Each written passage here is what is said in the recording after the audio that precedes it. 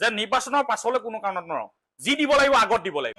দিম মানে দিমেই ২৬ৰ নিৰ্বাচনৰ আগত যদি আমাক জনজাতিকৰণৰ মৰ্যাদা প্ৰদান কৰি অসমৰ অসমীয়া সুৰক্ষিত ভৱিষ্যত তেখেতলোকে সুনিশ্চিত নকৰে তেতিয়াহ'লে অসমৰ পৰিৱেশ বেলেগ হ'ব পৰিস্থিতি বেলেগ হ'ব CMে যি কয় তাকে কৰি দেখুৱায় ২০২৬ চনৰ আগত যদি কোচ ৰাজবংশীসকলক জনজাতিকৰণৰ মৰ্যাদা প্ৰদান নকৰে তেতিয়াহ'লে আমি বিকল্প চিন্তা কৰিবলৈ বাধ্য হ'ম কাম নকৰিবা দেই ভুল ২০২৬ চনৰ আগত যদি কোচ জনগোষ্ঠীক জনজাতিকৰণ কৰা নহয় যি আমাৰ আন্দোলন আছে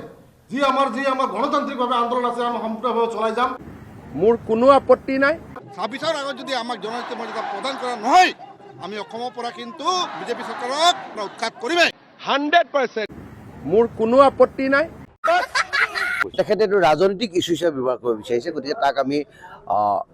ধিক্কাৰ জনাইছোঁ ভাবিছে নেকি এটা কথা মুখ্যমন্ত্ৰী হয় মই তেখেতে এটা ঘোষাত মিছা কথা কৈছে আৰু কথাটো কাৰণে তেখেতক ধিক্কাৰ দিছোঁ গৰিহণা দিছোঁ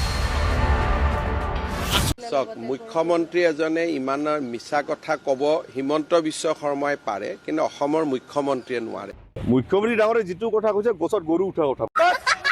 ভাবিছে নেকি এটা কথা মুখ্যমন্ত্ৰী হয় মই ২০২৬ চনৰ আগত আমাক জনজাতিকৰণ নকৰে আমি বিজেপি চৰকাৰতে অসমৰ পৰা উকুৰা পেলাই দিম এইটো স্পষ্ট কাম নকৰিবা দেই ভুল যোৱাকালি মুখ্যমন্ত্ৰী ডাঙৰে যিটো বক্তব্য দিলে সেই বক্তব্যৰ পৰা আমাৰ এনেকুৱা অনুমান হৈছে যে তেখেতে আমাক লৈ মিথ্যাচাৰ চলিছে তেখেতে এটা নিৰ্বাচনী ইছ্যু হিচাপে লৈছে আৰু তেখেতে এইটো ৰাজনৈতিক ইছ্যু হিচাপে ব্যৱহাৰ কৰিব বিচাৰিছে গতিকে তাক আমি ধিক্কাৰ জনাইছোঁ গতিকে এনেকুৱা ধৰণৰ কথা বতৰা মুখ্যমন্ত্ৰী মহোদয় আঁতৰি থাকিব লাগে মাৰি ঠেং ভাঙি দিম কৈছো যে তেওঁলোকে মহিলা উদ্যমিতা আঁচনিৰ যোগেদি যে হাজাৰ হাজাৰ মহিলাক যে ১০,০০০ টকা দিছে যদি মুখ্যমন্ত্ৰীয়ে যদি অহংকাৰত যদি ভুগি আছে যে এই সকলো মহিলাই মোক ভোট দিব তেতিয়াহ'লে তেওঁ এখন মূৰ্খৰ আচলতে স্বৰ্গত বাস কৰিছে বুলি আমি ক'ব বিচাৰিছোঁ এই যি জনগোষ্ঠী এই জনগোষ্ঠীয়ে কিন্তু ৬ জনগোষ্ঠী যি প্ৰতাৰণা কৰিছে এই প্ৰতাৰণা কিন্তু সহ্য নকৰে সৰ্বাত্মক আন্দোলনবোৰ পুনৰ আৰম্ভ হ'ব অসমত